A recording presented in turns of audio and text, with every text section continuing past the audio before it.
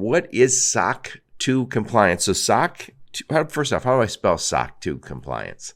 So SOC is just SOC, right? And it stands for Service Organizational Controls. And so there's different types of SOC, SOC 1, SOC 2, SOC 3, and then different types individually. But generally, we refer to it as SOC because who wants to say Service Organizational Controls all day?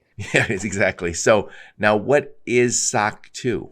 So SOC 2, essentially, it's just an auditing process and procedure that companies can undergo to ensure that as a service provider, we're securely managing our clients' data as well as our data to protect the interests of both companies and in the privacy of the clients as well. And so it was actually developed by the American Institute of CPAs, AICPA. And so they defined a set of criteria that we call trust service criteria, which are security, availability, processing integrity, confidentiality, and privacy. So you get evaluated on all those different things to make sure that your security posture is where it needs to be so that you can give some level of assurance to your clients. Yeah, and before we hit record, we were talking about it. Is OneRail is one of the big players in final mile, and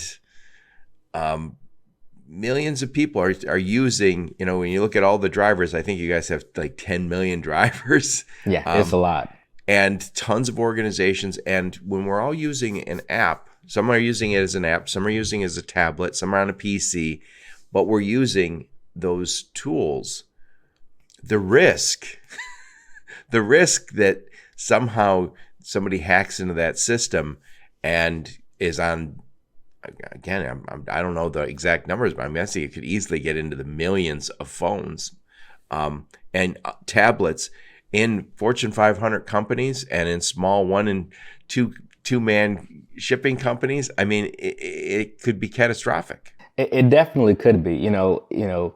At the end of the day, our clients and customers, and including our internal customers, which are our employees, everyone wants to have some level of assurance that, OneRail is doing the right thing. Not just doing the right thing because it's the right thing to do, but doing the right thing because that's deep down who we want to be. And we need to continue to be that trusted partner. So ensuring that we have all the security controls, all the privacy controls, everything that we can do, making sure that it's implemented to give those drivers, to give those clients up in boardrooms the assurance that OneRail is taking all the steps that it can to protect company and client data. Yeah. And by the way, I'm assuming all Fortune 500 companies are doing SOC 2, right? Well, you would think. Not everyone does it, right? Sometimes companies say, hey, let's get a managed service provider, or maybe we'll have some people in IT, do some security stuff, and then, we'll implement some controls. But it takes a true commitment to say, I'm going to build a team, make sure you have a dedicated security team, and we're going to really focus on obtaining this SOC 2 because it's important, because it demonstrates that we've put in place the mechanisms to protect corporate and client data from, unauthorized use and disclosure, meaning a data breach, because it's not easy. It's a very long process. It's not only hard to get, it's hard to maintain consistently. So, companies have to look at, what are their values? Is this really important to them? And OneRail has decided that this is something that is uniquely important to us and our clients. Yeah, it's kind of crazy when you think about it. As soon as you have a lot of employees, I know OneRail has a lot of employees down there in Orlando.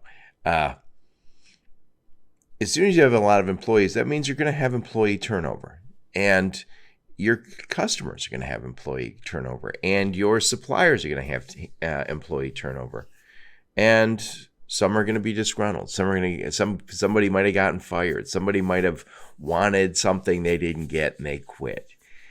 A lot of those people could. I'm not saying a lot of those people.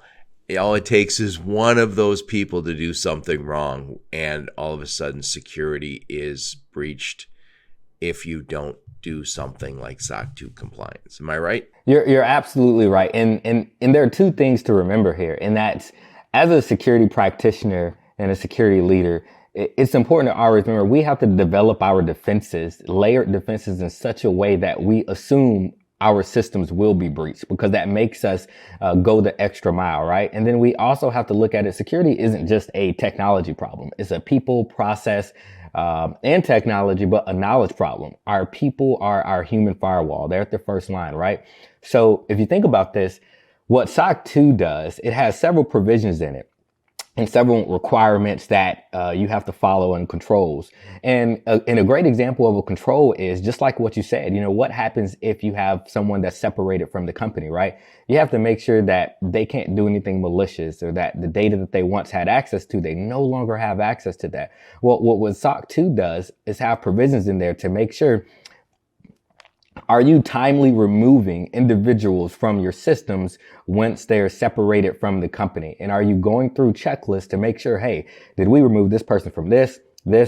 Are they cut off from here? Have we changed passwords? And, stuff like that, right? And so it's not enough to say, hey, are you doing this? Do you have the processes and policies in place? Right. But it's a different thing when you have a third party, an independent CPA, come in and say, great. Show me your books. Let me see everything. I want to see if you actually have done this. And that's difficult, right? Because people change, processes change. But if you can open up your books and you say, hey, here's the evidence that we've done this. Here are the system logs that we've done this, to make sure that we're adhering to these controls.